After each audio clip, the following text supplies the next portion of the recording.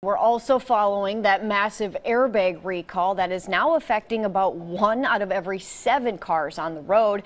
And we're looking into what it'll take to get your car fixed here in our area. From long waits to free rental cars, tonight we're getting answers for you about how local service centers are dealing with this huge challenge. Our Chris Woodard joins us with more information on a lot that people need to know here. Yeah, and as cars are slowly but surely added to this recall list, things are going to continue to change. But at this point, in our area, how difficult a process this will be for you is already depending on both the type of car you have and the specific service center you're dealing with. It was a long day, and with a toddler running around, it was kind of crazy. Allie Merrill didn't realize what she was getting into. I waited amongst many others.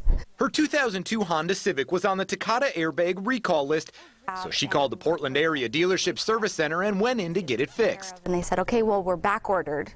I mean, we don't have the parts yet. They told her the wait for a fix would be anywhere between 2 weeks and 3 months. They gave her a free rental car, but they were so busy just that process took 2 hours at the dealership. It took a long time to get the rental, but everyone was so kind, and I didn't mind waiting because it was so easy. I wanted to know just how swamped local service centers are and spent much of the day on the phone reaching out to several. The bottom line, it really depends on the car model, and you'll benefit by calling around at different dealership service centers. The recall is dealing with 11 different manufacturers, both foreign and domestic. A few Nissan dealers told me they were busier during the first wave of the recall and are only doing up to 2 cars a day now. Toyota dealers say they're busier than that, but wouldn't reveal specifics. Some Honda dealers report about 10 to 12 cars a day, but say they have enough parts.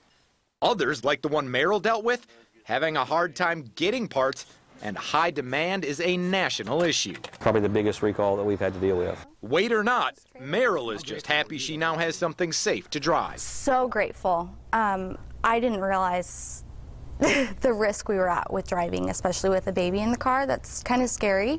And so I'm really happy that they're just taking care of us 100%.